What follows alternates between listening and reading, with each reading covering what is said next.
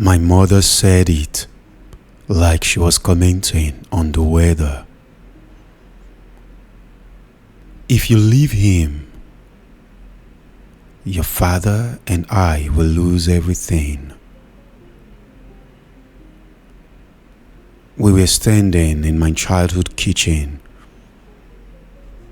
I was 29, married 3 years. I had just told her I was thinking about divorce. She didn't ask why. She didn't ask what had happened. She said, "The house is in your father's name. It's collateral for the business loan. Your father's name is on your husband's company paperwork. If there's a divorce, if there's any legal complication, the bank could call the loan." She finally looked at me. "So you'll stay? You'll work it out? You'll stop being dramatic?"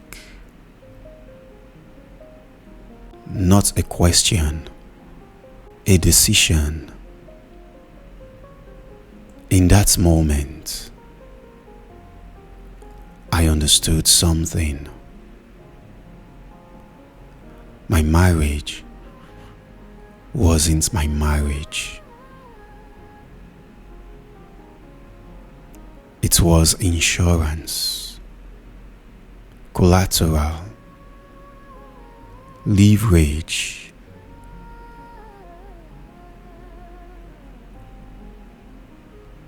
This story was sent to me by a woman who asked to remain anonymous.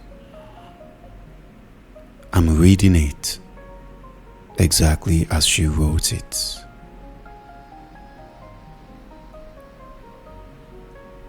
What happened that day didn't start in my marriage. It started when I was 16. When I told my parents that a man at church had touched me. I'd told them about the youth group, about the leader who had said things to me. He had done things that made me uncomfortable. My father looked at my mother. My mother looked at me. "Are you sure you are not misunderstanding? Brother Tom is a good man, a spiritual man. I'm not misunderstanding. Lower your voice," she interrupted. "Don't be disrespectful." I lowered my voice.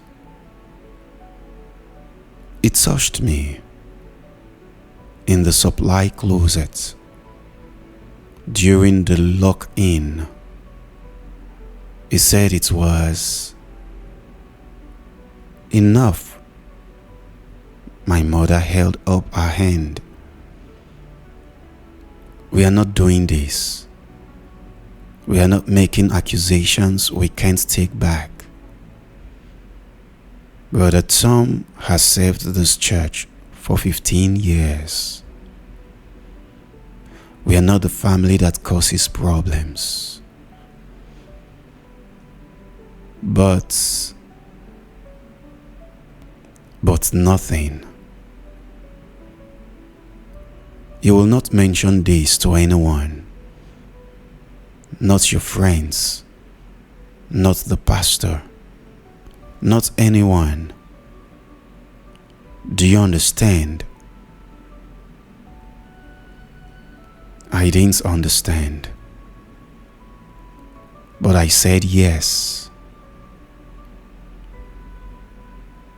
Because that's what you do when your mother speaks in that voice, when your father says nothing, when you're 16 and you don't have anywhere else to go. Good. Now go to your room and think about what false accusations do to good people, about what gossip does to families. I went to my room, thought about it, learned the lesson. Indeed, silence costs less than truth. The rule was simple. Don't make waves. Don't cause problems. Don't make the family look bad. These, my mother carefully explained, often like she was teaching me math.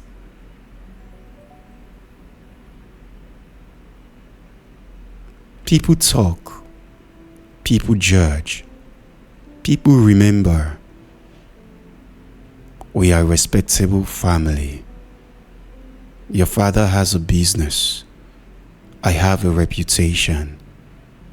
Your brother is applying to colleges. Everything we've built can be destroyed by one person's selfishness. One person putting themselves first.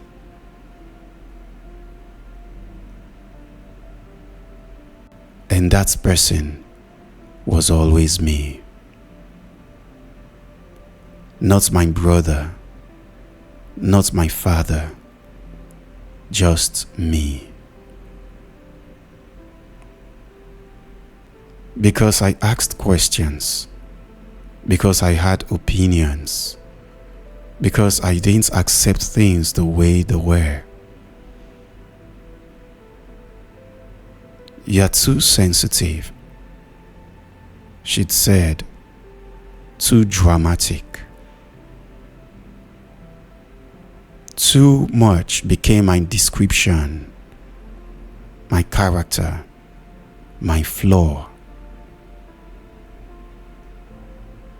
I learned to be less vocal, less present, and less myself. Because being too much meant being the problem, and problems got solved by being removed.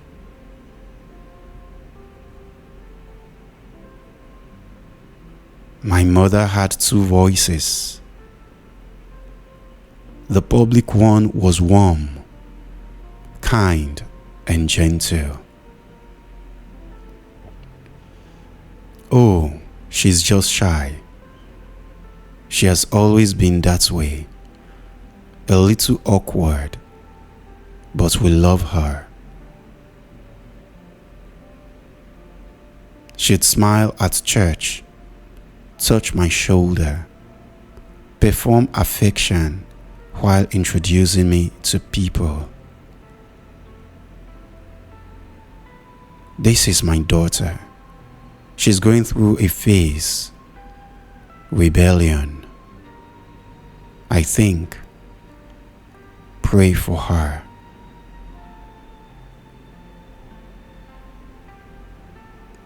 I wasn't rebelling. I wasn't doing anything. But she needed a narrative, a story that explained why I was not like her, why I didn't glow the way she did. At home, the voice changed.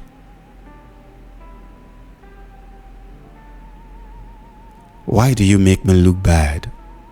Why can't you just act normal?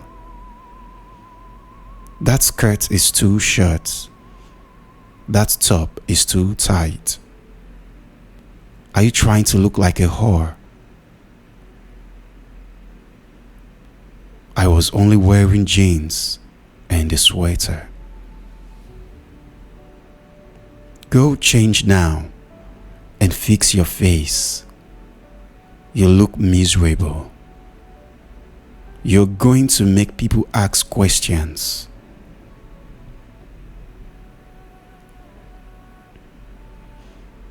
My father would be in the next room, reading or watching TV, pretending not to hear. When I found him alone and tried to talk, "Dad," he'd quickly interrupt. "Your mother loves you. She's just stressed. Don't take it personally." "Don't take it personally" became his refrain, his explanation, his excuse for everything.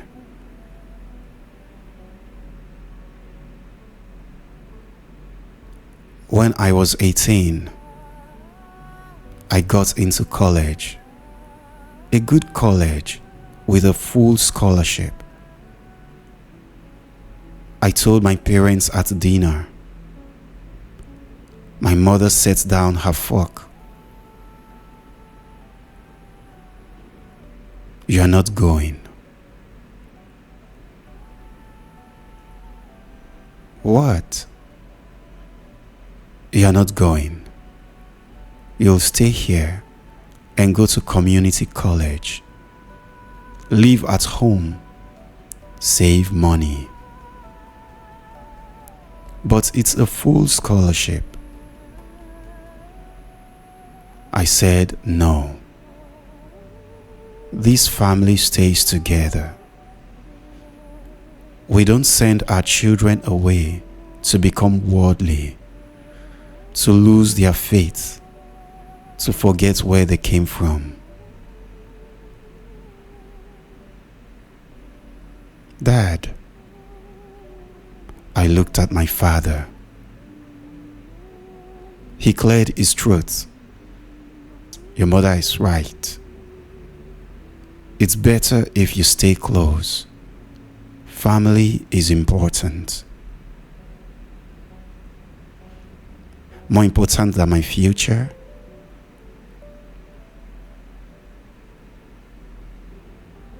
My mother's eyes went cold. "Your future is here, with this family, in this church, under this roof. Unless you think you are too good for us."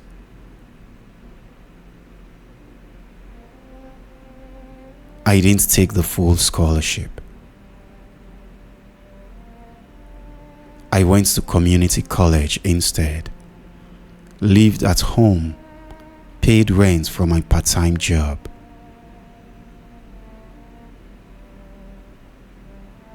My brother went 4 states away to college 2 years later.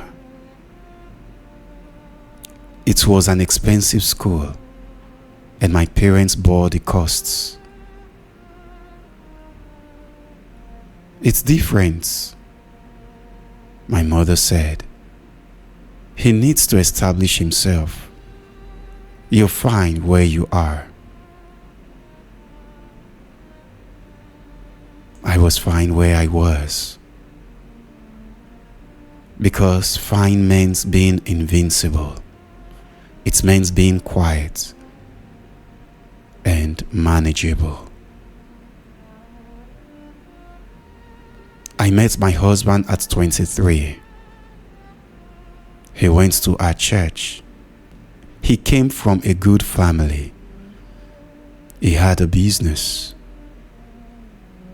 My mother approved of it. Finally, someone who can get you settled down and make you respectable is here. We dated for 6 months, got engaged, and married 4 months later. Looking back now, I don't remember choosing him. I don't remember falling in love. All I remember is my mother's approval. The first time in years she would smile at me without following it with criticism.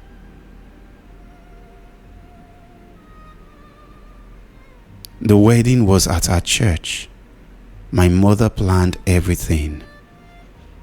She chose the colors, the flowers, the music, and the guest lists. I wanted to invite my college friends. She said no. They are not our kind of people. This is a family event. We are not making it about you. It was my wedding. But she was right. It wasn't about me. The marriage was quiet at first. Henry, my husband, worked long hours. He came home tired and expected dinner to be ready. My mother would call. How is married life? Are you being a good wife? Are you submitting?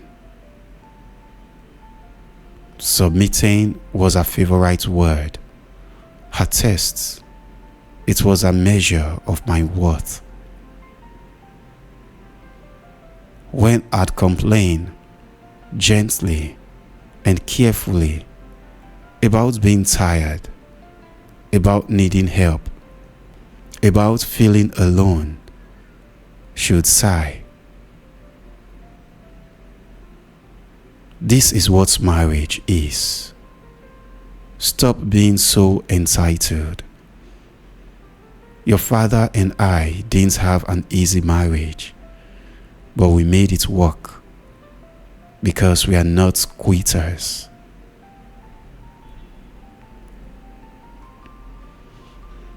She said quitters like it was the worst thing you could be. Worse than unhappy, worse than mistreated, worse than slowly disappearing. The divorce happened when I was 28. Not mine, my husband's parents. His father had an affair. His mother found out and filed for divorce. My mother called the day she heard it. I hope you're not getting any ideas, because if you ever even think about it, you need to remember what it would do to this family, to your father's business, to our reputation. She paused. We won't survive your selfishness. Do you understand? I understood. I understood that my marriage wasn't mine, that it was a collateral. It was protection for something bigger than me.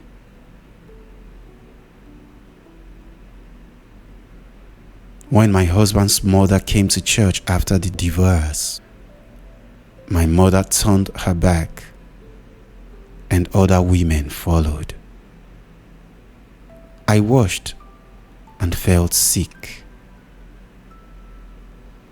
My father was there, sitting in his chair, and as usual, he said nothing.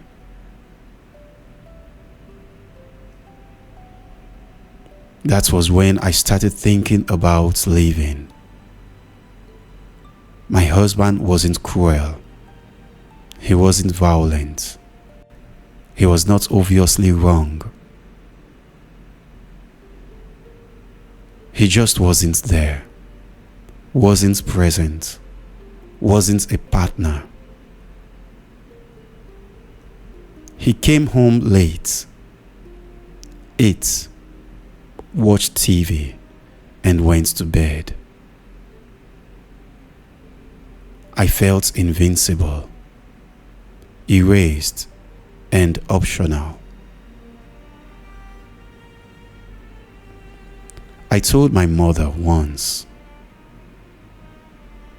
"Mom, I feel alone, even when he's there, like I'm married to a stranger."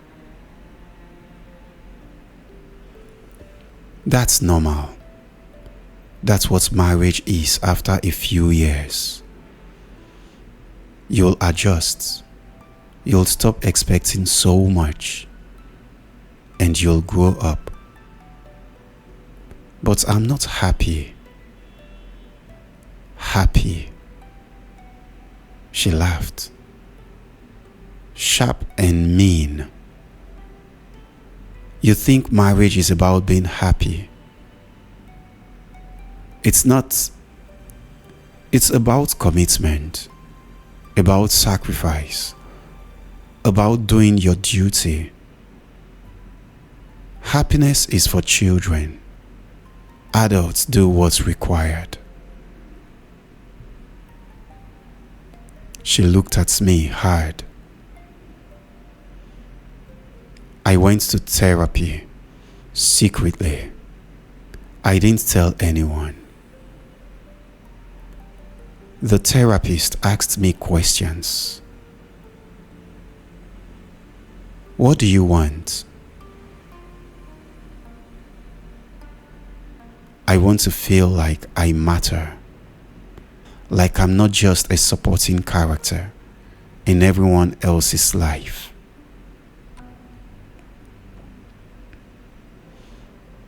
I told her about the house, about the business loan, about my mother's warning.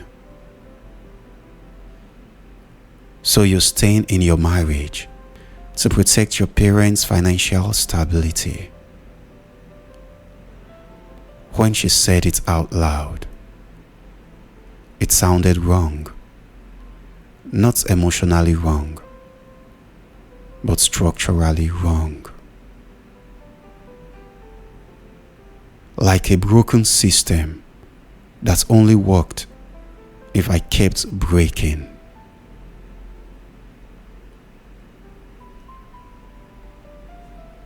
I later told my mother I was going to therapy.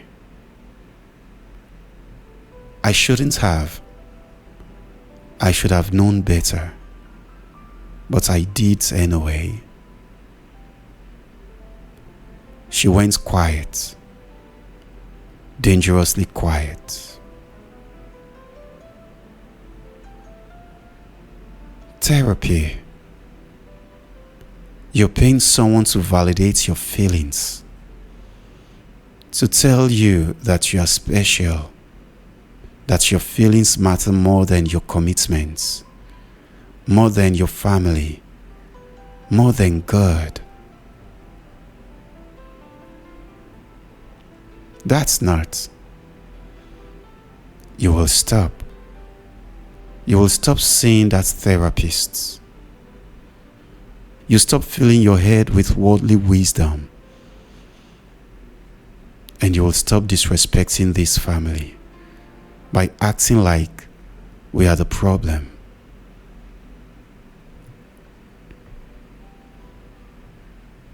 My father walked in and saw us talking. He walked out immediately. He didn't ask. He didn't intervene. He just left.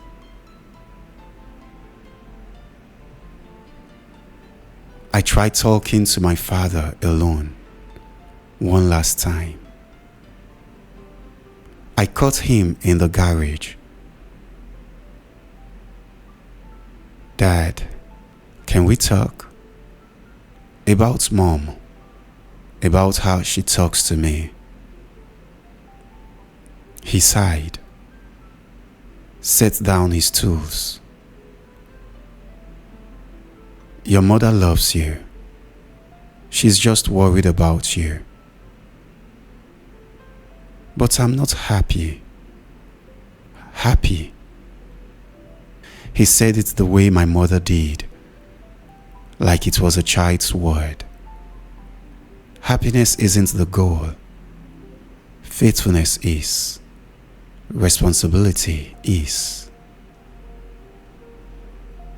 Is it right for her to talk to me the way she does? To call me a whore? To say I'm going to hell?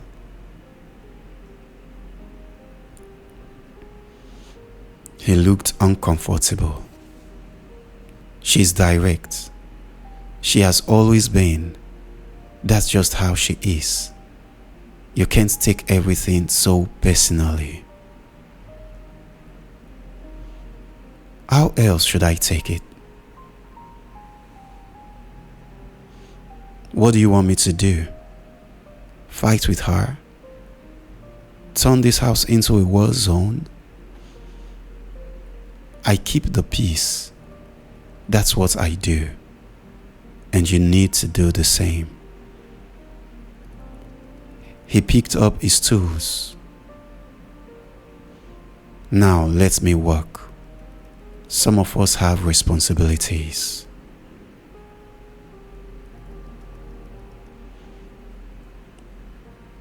I stopped going to therapy. Stopped complaining. I stopped trying to talk. I just existed. Quietly and carefully. My husband noticed the change. He liked it. You're better lately. Less moody. This is good. I wasn't better. I was silent.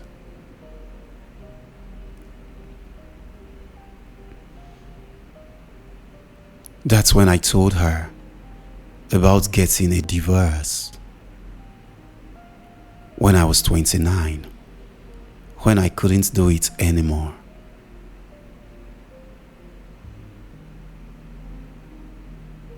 And she told me about the house, about the loan, about the collateral.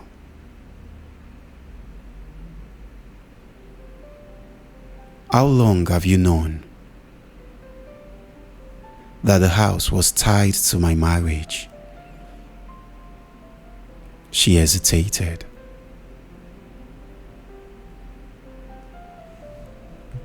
Since before you got married, your father made the arrangement, kept everything in the family.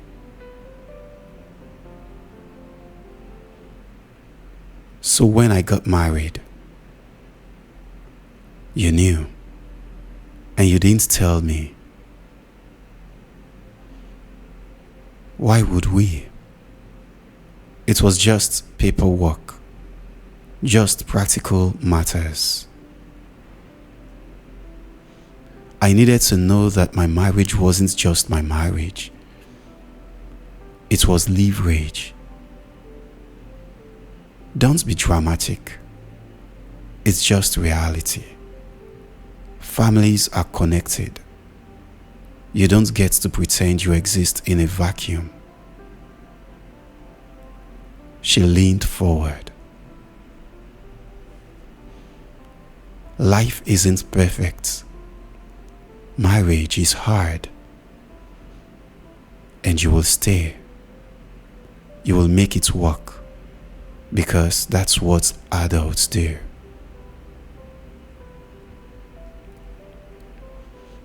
My brother called that night. Mom said you're thinking about leaving. Yes.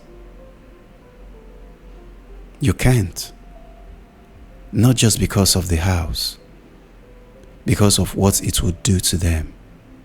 to the family? What about what staying is doing to me? You'll survive. People survive unhappy marriages all the time. You just lower your expectations. Accept reality. That's your advice?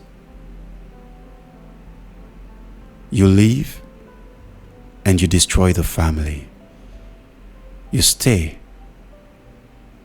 and you are uncomfortable. Choose the one that doesn't hurt everyone else. It's hurting me. Then hurt quietly, like everyone else, like mom does, like dad does too. He hung up.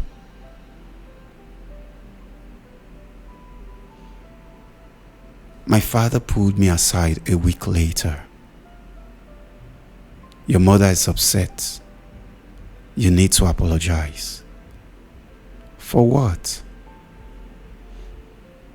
For making threats. Do you understand what would happen? Not just to the house, to everything. The business, the church, your brother's reputation. What about what I am? What I need? He looked at me like I'd said something in a foreign language. You are a wife, a daughter, a member of this family. That's what you are. Anything else is selfishness.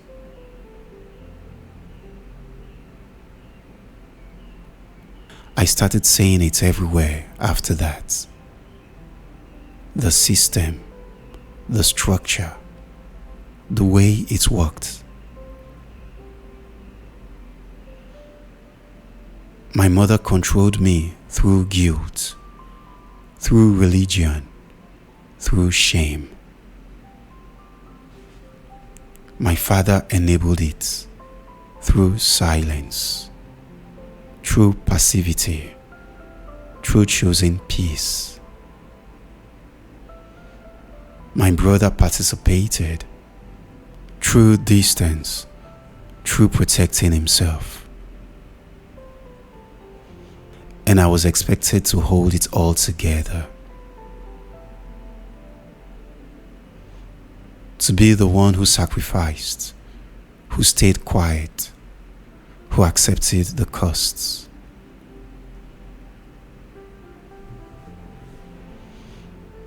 I stayed. Not because I wanted to, because the cost of living was too high. Not for me, for them.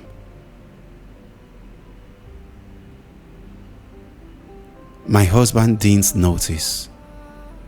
My mother approved.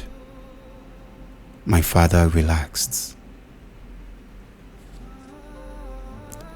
Everyone was happy, comfortable, safe, except me. But I didn't matter as much, didn't cost as much, didn't count the same way.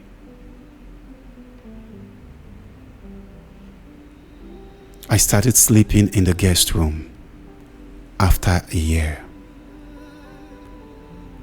My husband asked why once. I said I snored. He accepted it. We became roommates, polite, distant, and functional. Nobody asked questions. Nobody noticed. Nobody cared. Or they cared more about appearances, about not having to deal with the mess of truth.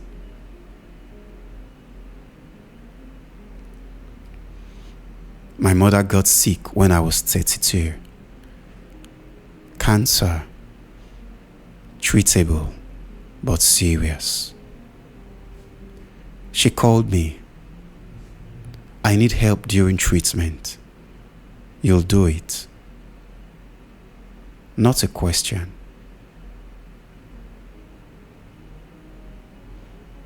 I took family leave, moved back home temporarily, and became a caretaker. She was terrible to care for, so critical, demanding, and mean. You're doing it wrong. Can't you move faster? Your father wouldn't do it this way. Why can't you do anything right? During treatment, she wanted to talk. I've been a good mother. I raised you right. You should be grateful. Grateful about what? About fixing you. About making you better. You were too much. You were always too much. Too sensitive. Too loud. Too opinionated. I had to break you. Had to teach you to be less. To be manageable.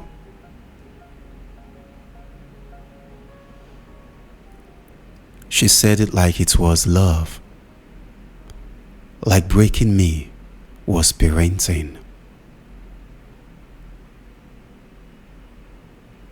Did it work? I asked. Eventually, took years, but you're better now.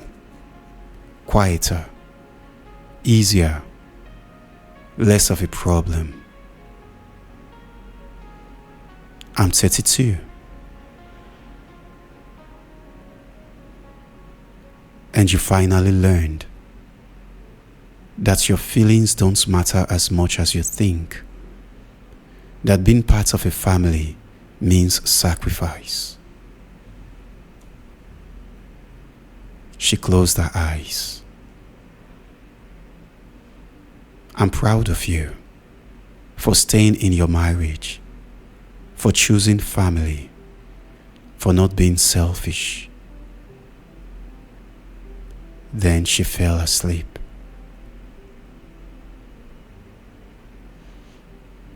I sat there, realizing she actually believed it.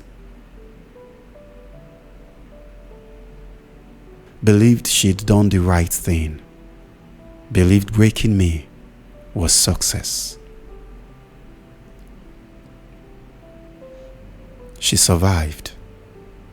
She went into remission. I went back to my house, my marriage, my quiet life. Something had broken during those months. I stopped pretending, stopped performing. I stopped trying. My husband noticed, finally. What's wrong with you lately? You're different. You're distant. I'm here.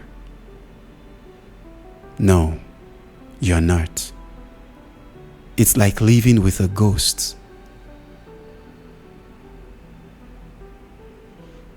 But I didn't know how to be normal anymore. I only knew how to be quiet, how to be less, how to be manageable.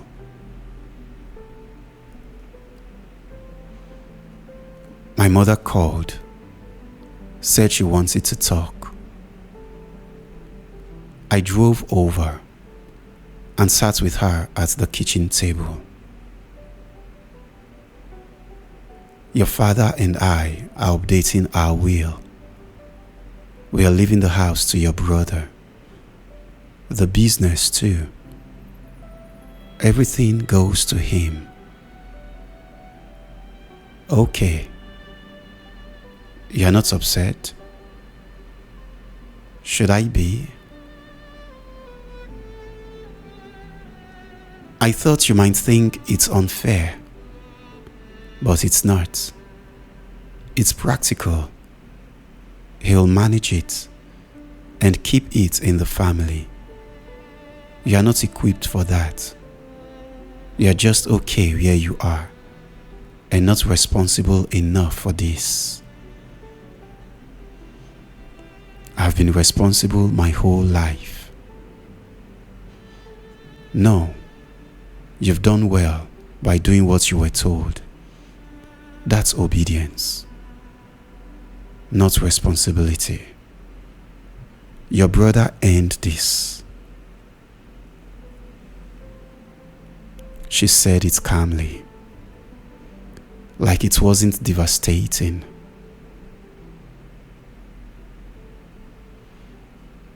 Why don't you trust me? Your brother is stable, successful, reliable. You are work. You always have been, from the day you were born. We are tired of worrying about you. My father walked in. Everything okay? My mother smiled. Fine. Just explaining the will. You understand, right? It's not personal. It's just practical.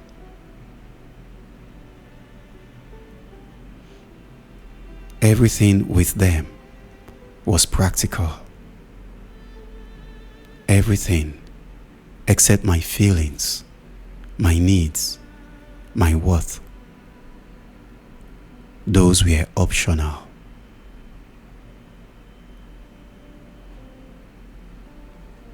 I stopped visiting after that. I stopped calling and stopped participating. My mother called. Why are you being like this? Why are you punishing us? I'm not punishing anyone. I'm just done. Done with what? With trying. With hoping you'll see me differently. With waiting for you to love me the way I am, not the way you want me to be. I do love you. No. You love the version that does what you want, that stays quiet, that doesn't cause problems. You hate the real me. You've always hated me. That's not true.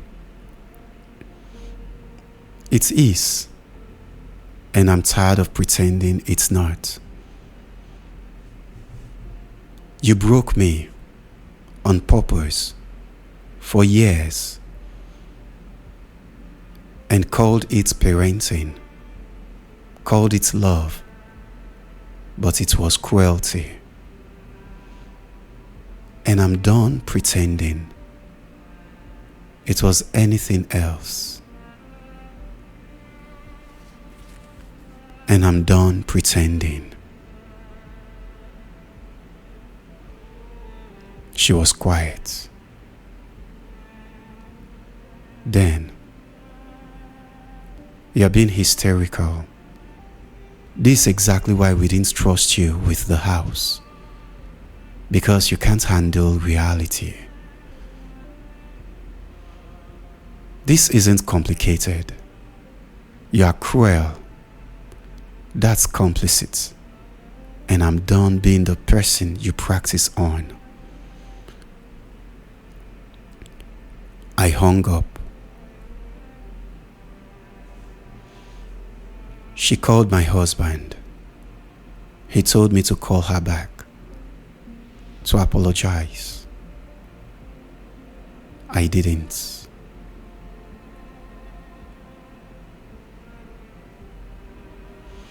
My father showed up at my house. You can't just cut off your mother. Can't cut off this family. Why would I come back? Because we are family. Because the alternative is unthinkable. The alternative is me being okay. Being away from people who hurts me. You are being selfish. I'm being honest for the first time in my life. And you can't handle it. Because honesty means acknowledging what you both did. What you both chose. We chose family. We chose stability. That's not a crime. It is when keeping things together means breaking one. When family means I don't matter. He looked old and tired. What do you want from us? Nothing. I just want you to leave me alone, to let me go. And the house? The loan? I'm not getting divorced. I'm not causing problems. I'm just not coming back. Not calling. Not pretending. Just not participating. He left, got in his car, and drove away.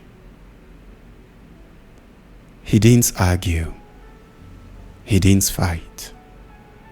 He just left, like he always did.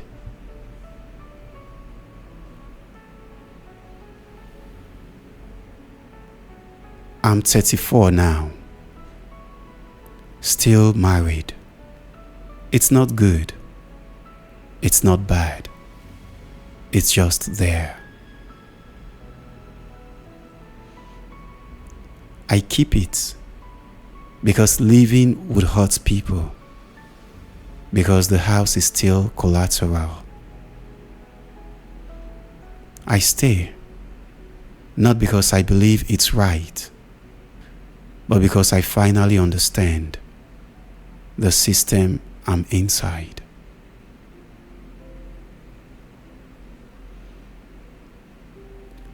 But I don't pretend anymore. I don't perform, and I don't lie. We are roommates who attend church together, who share a last name. I see my parents once a year, briefly, on Christmas Day. My mother still tries to lecture me, to criticize. I don't respond. I don't defend. And I don't participate either. She hates that she can't hurt me the way she used to. My father still watches and say nothing. My brother comes with his wife. They are perfect. Everything my parents wanted. I'm happy for him. He escaped. I didn't.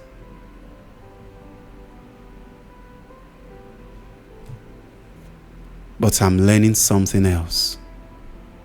Learning to exist without their approval, without their love. Learning that being the problem means being free. That being too much means being myself.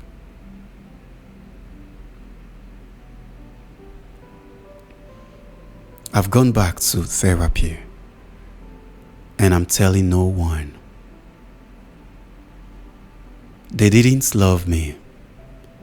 They loved control, loved obedience, loved the version of me that didn't threaten their comfort. The therapist nodded. And when you stopped being that version,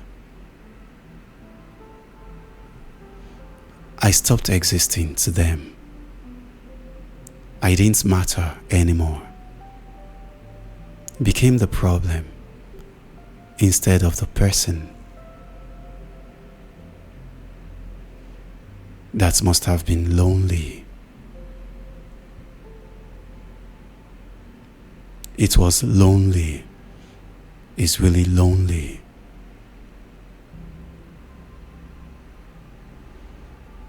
What do you want now?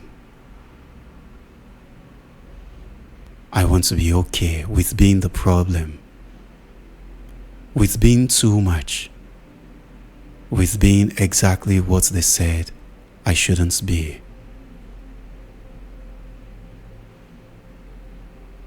And are you? I'm trying, slowly. It's hard when the people who raised you convinced you that being yourself was the worst thing you could be. But you're trying anyway. Yeah, I'm trying. And I'll try harder. Someday, the true me will emerge. And I'll be grateful to me.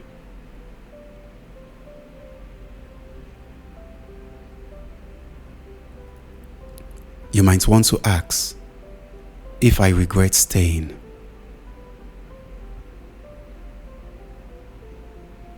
I'll tell them the truth. I don't regret staying in the marriage because I understand the cost now. Not because I love them, but because I'm tired of being blamed.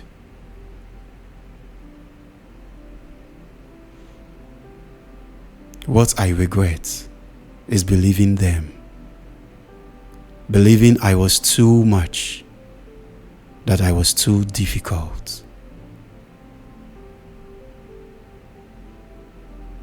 What I regret is the years I spent trying to be less, trying to be acceptable.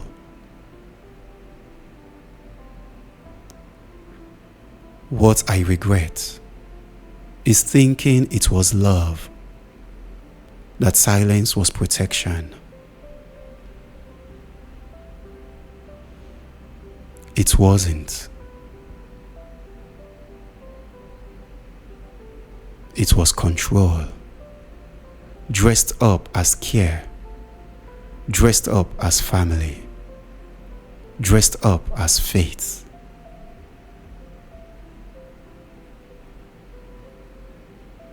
And I participated willingly, desperately, thinking if I just became smaller, they would finally see me and love me, that they would finally choose me.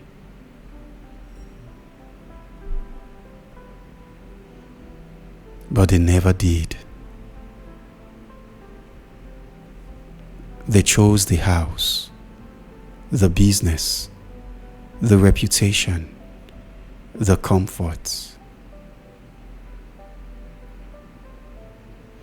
They chose silence over truth, peace over justice, stability over me.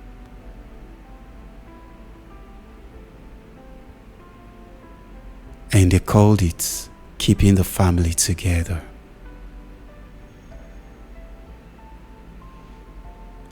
But what they really meant was keeping the family exactly the same.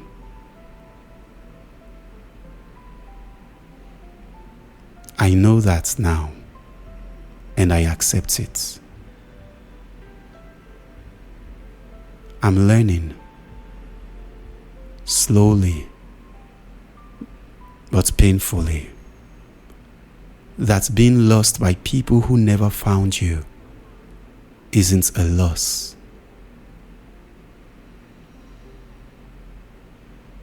It's clarity.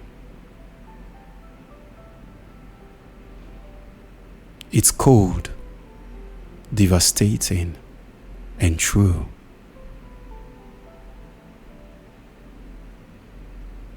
This wasn't about keeping peace. It was about keeping everything exactly the same. And I was the only thing they were willing to lose.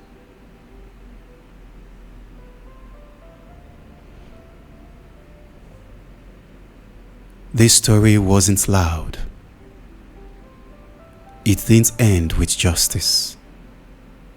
It didn't end with anyone admitting they were wrong.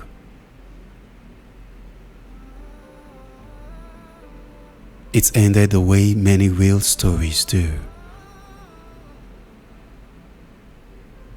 with people choosing comfort, choosing stability, choosing what cost them the least,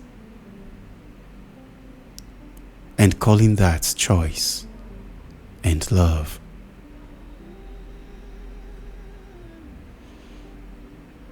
If you listened to this and recognized yourself in the silence, in the way responsibility was always assigned to you, in the way peace was maintained by your disappearance, then know this: you weren't too much, you weren't dramatic, you weren't selfish.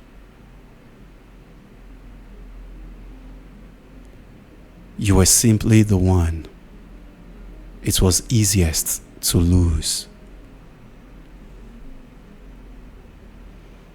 Some families don't break because of conflict. They break because one person is quietly offered up, so everything else can stay the same. That isn't strength. It's a transaction.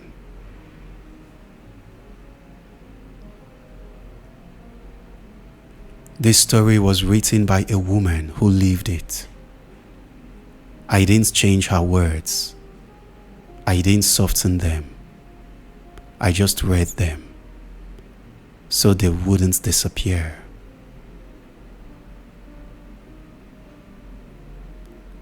Some harm survives because it's polite. Some injustice lasts because it's practical. And some truths take years to speak because silence was always cheaper.